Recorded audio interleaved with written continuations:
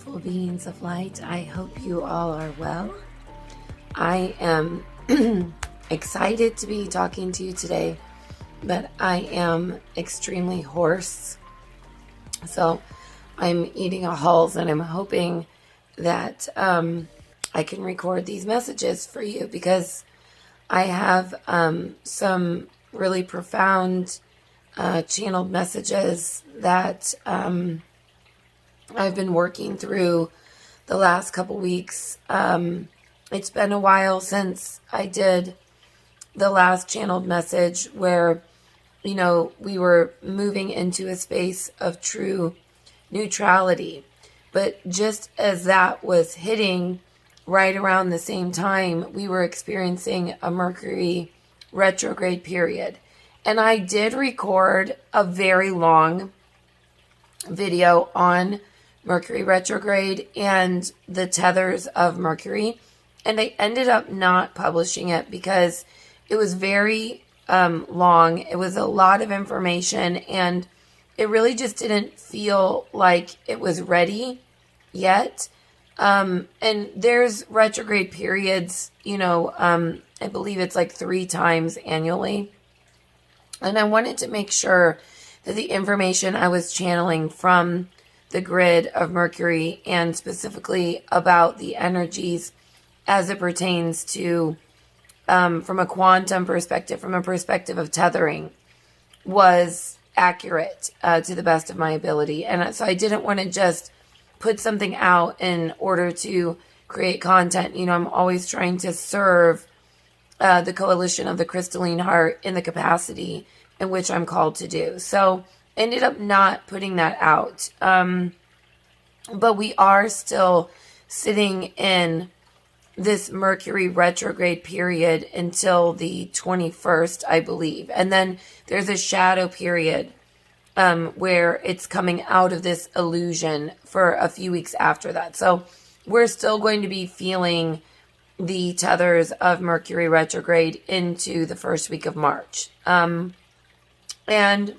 what I can say about that is that really the energy that I experienced myself, retrograde periods are always a time of reflection, of revising, but specifically for this first Mercury retrograde period in the new age of Aquarius, with our new broadband, our new spectrum coming online. This is the first ever of its kind, and we're creating the template for it right now.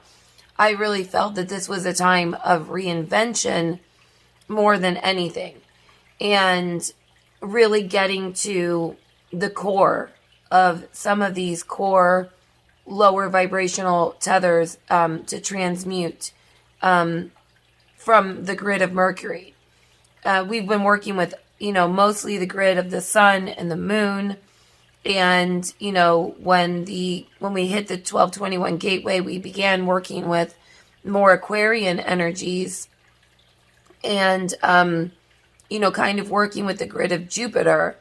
But we hadn't really done a lot of shadow work in regards to the grid of Mercury, because when anything goes retrograde, okay, again, that is a shadow tether. So just like the moon holds the grid for the past and for the shadow elements of our tethering and our blueprints, a retrograde period of any planet would represent the same. It's the lower aspect. It's the shadow aspect of the tether of that grid that's being brought to light for us to transmute so that we can latch on to a higher vibrational tether. And so this is the first time we saw any type of retrograde action in, since we've stepped through this portal. It was really the first of its kind ever. And for me, Mercury retrogrades typically aren't a time that really impacts me in some of the ways where the old templates discuss, but this time around, I really felt it intensely. And, I was really feeling these energies that when I tapped into the grid itself. When I did this first tethering video, it was this big, kind of overarching description of what the tethering was and how it worked. This was the first time that I began to whittle this down and tap into the grid of a planet specifically and try to speak to the logos itself. Well, I was able to make contact with the grid of Mercury, and when I made contact, they communicated to me that they are a 7th dimensional social memory complex of angelic beings. And more specifically, they are in Greek mythology, and what Mercury was always known for is this winged messenger, this messenger of the gods, this mediator between God and the mortal. And that really comes from the fact that they are an angelic race of beings, and they are here to assist us.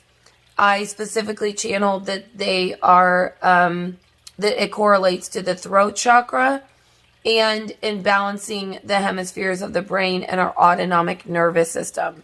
And so we've really been working on, in this retrograde period, balancing our autonomic nervous system, balancing both hemispheres of the brain, and pulling information through the alternative space back from the future.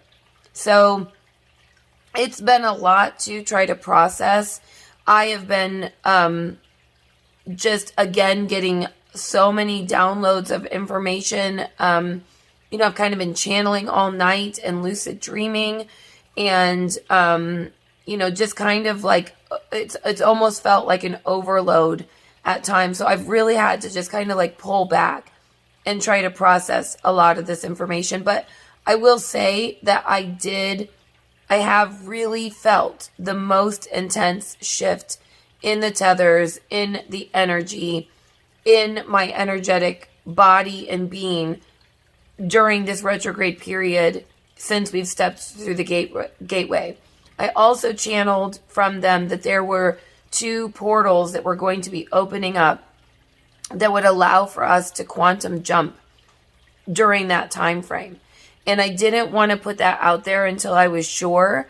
And I myself experienced a timeline jump on the dates that I channeled, one of which was February 11th through the 12th. So you might want to go back, and I'd love to know if you experienced any timeline shifts during the 11th and 12th.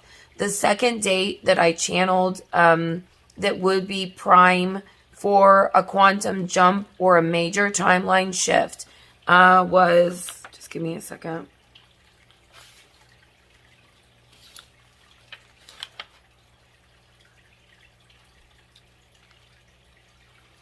March 4th through the 6th is the other period of time. So if you're really working on stepping into a new timeline and you've been, really working through the alternative space, and quantum, jumping is something that you're endeavoring, that would be a really good time, to do some of these meditations or techniques in which can, kind of push you through the doorway. But yeah, that's pretty much the condensed version of Mercury retrograde and the grid of Mercury. And, we're going to have another retrograde period, I believe, around May. And again, during this retrograde period is when time, appears to be slowing down. Everything appears to be moving backwards, and the alternative space kind of, it's kind of like slow-mo, everything kind of slows down so that we can really pick it apart and put it back together and, tap into the things that we want to tap into and let go of the things that are no longer serving. And especially with this Aquarian energy and so many planets being in Aquarius, that, is indicative of this mental energy and this kind of Mercury itself, this problem solving. which goes along with this autonomic nervous system and balancing the hemispheres of the brain. And more specifically, and where I wanted to focus this channeled message today, is in regards to our programs. And the autonomic nervous system is something I know a lot about. It impacts people with Ehlers-Danlos syndrome significantly. And it is the processes that are running behind the scenes. So it's regulating things like body temperature, your heart rate, your blood pressure, if you're sweating or not. It's really, thinking of the brain stem and running down the spinal cord. So it's, it's tied into our energetic bodies as well, and our energy meridians. And so if we think about that in the context of our human tech, okay, it would be the software and the programs that are running in the background. And many of these programs, are keeping us kind of stuck as in this automaton energy. And, one of the things that my guides have been really hot about is shedding the automaton within. And I've discussed this a little bit, but what I'm really focusing on now, or what they're asking me to bring forward right now, is that the brain itself. Well, first of all, let me back up and say that a few weeks ago, when I was doing these all-night channeling sessions, I had this lucid dreaming, and I awoke with this message that there was no more original thought left, that it was gone. It was all these thought forms and programs and this automatic running, right? These thought streams. That there was no original thought. It was either tapping into a thought stream, tapping into a construct. And at this point, our brains are so programmed that we don't even need to feel controlled or be controlled, because we are doing that through our brains ourselves. But that this retrograde period was a time in which we could pull information back from the future and begin to have original thought, begin to create and innovate things that have never been pulled through the alternative space before, which is exciting, right? It's exciting. But in order to do that, we have to focus on shedding the automaton within. And for my own personal practice, I have been observing my thoughts quite a bit.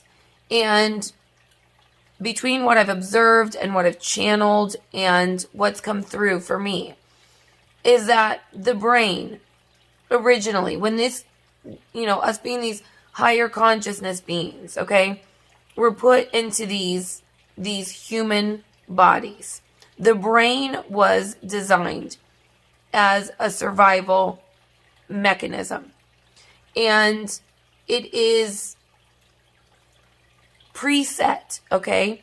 Preset in the past. It's preset to solve the problems of survival. But we've surpassed that stage in our evolution. However, our brains have not, until we can tap in to more of what the functions of them. So our brains are expanding, just like our consciousness is expanding. Not, the brain as the organ itself, okay? But in order for it to expand, we have to break it out of this automatic program that it's been running. So essentially what they're saying is that the automaton worries. He ponders and mulls over and repeats and recites snippets of conversations. And essentially, the automaton is bored. It needs a problem to solve because it's no longer a necessary function for it to worry about its survival. It's not out in the wilderness, trying to run from predators and find fresh water. And these problems, for the most part, now I understand not everyone, in the collective, but I'm talking to the majority and the people exchanging energy with me here. This is no longer the main precedent of our day, our waking day. But our brain is still there, okay? It is still running these programs. And one of the things that really kind of solidified it for me was I was just was watching these amazing videos of this raven, and she is speaking, and she's speaking to her owner, and then the owner put this camera up in her enclosure and just filmed her, and this raven was just repeating over and over and over again all the words in the conversations they had, and trying to get the intonation just so, and having these little conversations with herself and singing these little melodies. And this raven was really representative of what the brain is doing all the time. It is picking up information from the environment. It is trying to solve a problem. It's regurgitating information. It is worrying and mulling over the same thing over and over and over again. And it is preset to the past. So we need to be able to wake up from that program, become the observer, and then turn the boat in the direction of the now and the future. So that is really where we're at right now within the process. It is to become the observer of the brain, of the thought, and turn it in the direction, okay? Turn it in the direction of the now and the future. And obviously understanding that we are not our thoughts. You're never going to, be able to completely suppress thought at all times altogether. It's more about consciously letting that brain wander, but directing the flow of where you'd like it to wander. So instead of it worrying about a past that no longer exists, it can think about a future that you're trying to create. And it seems simple, and it is simple, but it's not, because it's automatic and it's happening without your say. So it's time to give the brain a new directive, a new program for our new bandwidth.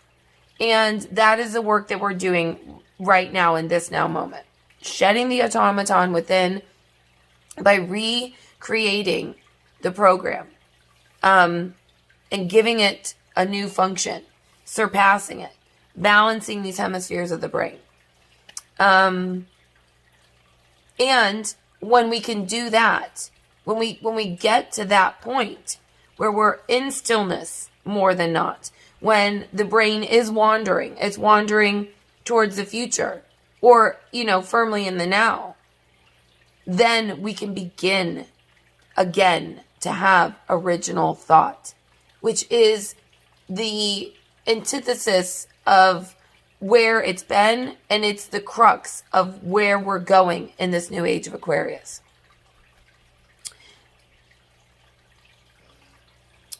The other main theme that they wanted me to impart was that when you're noticing, okay, the problem, when you begin to notice the problem that the brain is always trying to solve, or the snippets of conversation that it is rehearsing, you will start to notice a tenor or a theme to this tether. And this is going to be your ticket to your core wound, because we are still working on defrosting these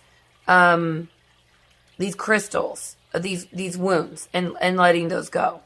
So, I wanted to talk about real things that we can do to begin working on transmuting these tethers, because I talk a lot about it from the perspective of, energetically, here's what's happening, but I haven't discussed as much about what we can do about that. So that is the first step. The first step is, becoming the observer, having an awareness of the thoughts, directing them in the direction in which you'd like them to go, and begin to create a new template there and shed that automaton, that running program in the background. And then secondly, as you're observing it, begin to, kind of disseminate the theme or the tenor of the energy that the brain is focused on. So for me personally, okay, a lot of my, what's coming into my awareness is around these themes of guilt and shame and judgment. And obviously that goes back to a, core wound, with me, as I've discussed, suffering a lot of childhood abuse.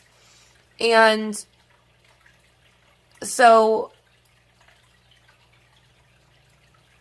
when I understood this from the theme, and I'm observing this, okay, the thing I am trying to do then is figure out, well, then how can I reprogram this? Because I consciously don't feel this anymore. I'm not consciously having thoughts. It's not resonating with me from a perspective of, I feel that, yes, I'm in this lower vibrational state of guilt and shame and judgment. So why is this continuing to manifest? And I really didn't know. So I meditated. I, did some journaling regarding that. But then I asked specifically for the Mercurian angelic realm to assist me to bring forth a message, to show me where the root of this was. And as amazing as it is, I received a message through my mother in our soul group. So that was another thing they imparted to me, that some of these epiphanies and these messages that we're having may be coming through from our soul groups. And she is also, very gifted and intuitive. And she began having a dream that I was having years ago, that was the root of why this was manifesting in my reality. And that was very amazing to me. It was this huge epiphany. It was this relief because, now that I know, and, from a personal perspective, where it came back to for me is before I was aware of what my gifts were and that I was a channel, I channeled a prophetic dream in which I was shot and murdered in this dream. And I knew it was prophetic. It was one of the first times I'd had a prophetic dream. And I contacted all of the women in my family because I felt that someone I knew was in danger. And about a day later, a very close family member to me was in fact murdered. And so for many years, I carried that guilt with me, that I could have done something or I could have changed something. And I had thought to contact all the women in my family, but not the men. And I held myself accountable for that and felt that that was something that was my responsibility, and, I was to blame. And so I have now had this huge catharsis through this process of observing the brain, observing the thought, observing what's coming through. And now I can begin to release that. which is, for me, life-changing, life-altering, as life-altering as the event was. So these are the things. This is a really deep, intense work that we are being asked to do right now. And the concept that they gave me was that we are shedding our original sin. The idea of original sin. The construct of original sin. And for all of my people that were, that are exchanging energy with me, that were bound to any kind of religious theology, this idea of original sin was deep in my programming. That, we're born guilty. And now that has served its purpose. That has served its purpose. And we are, as a collective now, okay, so I've talked about personal, soul group, and now collective, stepping back. That is what we are working on in this now moment. We are shedding original sin. And we need to be willing to let go of this idea that we are born karmically entangled, that we are born sinners, that we are born having already, screwed it all up before we even started, which is kind of ridiculous when you think about it. So, yeah, those are the main channeled messages that I've received for this period. I'd love to know in this time of review and reinvention and original thought. And oh my God, that was the other thing. So many of our abilities are coming online, and I know mine have really been amping up. So I'd love to know from all of you in the comments below, message me, let me know, what you've been experiencing during this first retrograde period of the new age of Aquarius and these new templates, and what themes are you letting go of, and where in your life are you experiencing original sin and core wounding, and how can you release that and let that go once and for all, because it's a relief. It's a relief knowing where it's coming from, and it's a relief to let it go. I am going to in a separate video. So if you'd like to know more about your tethers and you need some more emotional guidance, specifically as it relates to the snapshot of this now moment and releasing these tethers of guilt and shame and original sin, you can click on the next video, which will be a new series I am trying out, which is this quantum tarot and tethering. This snapshot into the tethers that we're working with in this now moment, and what are the messages for that. So I'm excited. I've channeled some amazing information on that, so be sure to check that out if you're in need of some emotional and energetic support and guidance. I am trying to bring that forward, not just in personal readings, but now for the channel. And if you're energetically drawn to it, then it would resonate for you, and it could give you some clues as to the tethers that you specifically can work through and the grids that you can tap into to shed the automaton within and step into some higher broadband energy. So love, light, and blessings to all of you, and bye.